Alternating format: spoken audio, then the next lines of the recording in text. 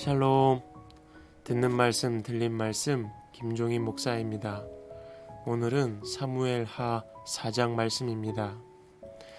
자, 그럼 오늘도 내게 주실 음성을 기대하며 말씀을 보겠습니다. 지금 이스라엘은 남과 북으로 나누어져 있습니다. 남쪽 유다 지역은 다윗이 다스리고 있고, 북쪽 이스라엘은 죽은 사울의 아들 이스보셋이 다스리고 있었습니다. 그리고 다윗의 군대 장관은 요압이었고, 이스보셋의 군대 장관은 아브넬이었습니다. 그런데 어제 말씀에 다윗의 군대 장관 요압이 자신의 동생을 죽인 아브넬을 살해하여 직접 복수하죠. 그래서 요압의 가문은 영원히 저주를 받게 됩니다. 그런데 오늘 말씀에서는 군대 장관 아브넬의 죽음 이후에 북쪽 이스라엘의 왕 이스보셋까지 살해당하는 내용이 담겨 있습니다. 보통 이스라엘은 점심시간이 되면 해가 뜨거워 밖에 나가지 않고 낮잠을 자는 관습이 있었습니다. 이스보셋도 그 관습에 따라 침대에서 잠을 청했죠. 그런데 바아나와 레갑이라는 군 지휘관 2명이 이스보셋에게 접근하여 그의 가슴에 칼을 꽂았습니다.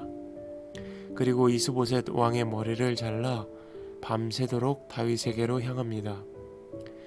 그리고 이스보셋의 머리를 다윗에게 바치면서 이렇게 이야기합니다.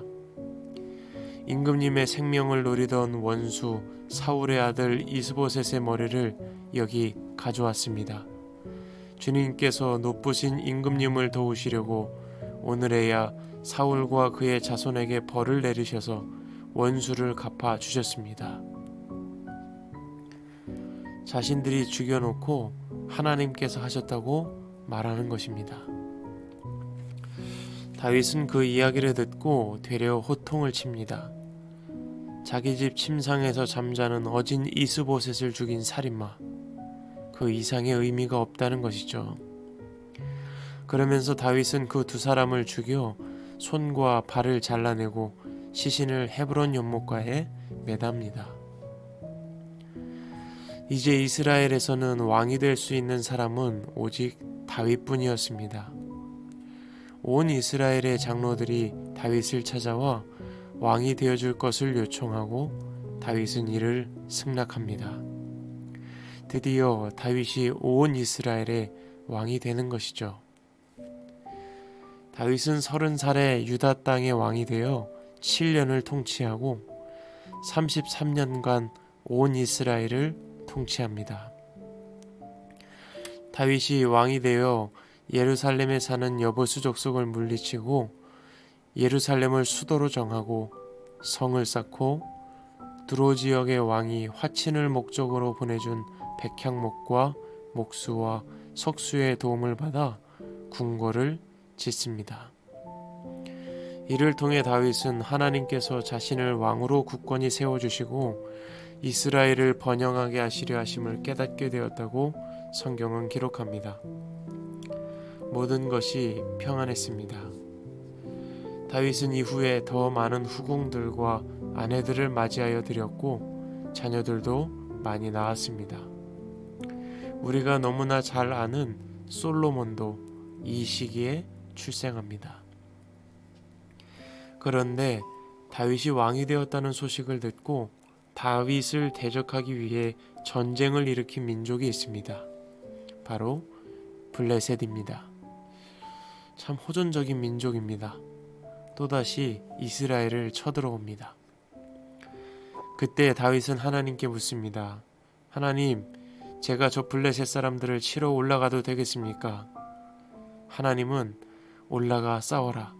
내가 블레셋 사람들을 반드시 너의 손에 넘겨주겠다 약속하십니다. 그뿐만 아니라 어떻게 싸워야 하는지도 세밀히 알려주셨고 다윗은 블레셋을 상대로 승리하게 됩니다. 오늘 말씀은 이렇게 맞춰지고 있습니다. 여러분은 들으시면서 어떤 말씀이 기억나시나요? 저는 이스보셋 왕을 죽인 바아나와 레갑의 고백을 묵상했습니다. 아마 바아나와 레갑도 군대 장관 아브넬이 죽임을 당했다는 소식을 들었고 이미 기세가 다윗 왕에게 기울어 있음을 그들도 알고 있었을 것입니다. 그러니까 이스보셋을 살해하고 그의 머리를 다윗에게로 가져갔던 것이겠죠. 그런데 그들이 이스보셋 왕의 머리를 바치며 했던 이야기는 하나님께서 다윗 당신의 원수를 갚아주셨다는 것입니다. 이 모든 일을 하나님이 하셨다는 것이죠.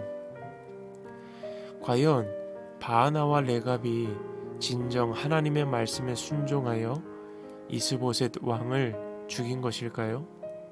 아니었습니다. 그들은 이미 전세가 기울었음을 직감하고 이스보셋을 죽여 공적을 인정받아 다윗의 부하가 되어 한 자리 차지하고 싶은 마음이었을 것입니다. 자신들의 욕심과 탐욕을 하나님의 뜻으로 포장했던 것입니다. 저는 이 말씀을 묵상하면서 나의 뜻을 하나님의 뜻으로 포장한 적이 있는가 제 자신을 돌아보게 되었습니다. 과거의 수많은 이단들 가운데 하나님의 뜻으로 포장해 성도들에게 성폭행을 가했던 교주들이 있었고 자기 정욕을 채우기 위해 헌금을 사용했던 사람들이 있었습니다. 우리의 일상에서도 이건 하나님이 좋아하실 거야 라고 생각하며 내 뜻을 하나님의 뜻으로 포장하는 일들도 있습니다. 그래서 저는 아주 단순하지만 이런 결단을 하게 됐습니다. 하나님께 질문하자. 내 소욕과 하나님의 뜻을 잘 분별해야 하는데 분별은 질문에서 시작되기 때문입니다. 하나님 앞에 자꾸 물어보는 것이죠. 그러면 내 소욕인지 하나님의 뜻인지 분별하게 됩니다. 여러분, 오늘도 힘내시고 내 안의 욕망과 하나님의 뜻을 잘 분별하여 순종하는 복된 하루가 되시기를 간절히 소망합니다. 지금까지 듣는 말씀, 들린 말씀 샤라라TV 김종인 목사였습니다. 샬롬.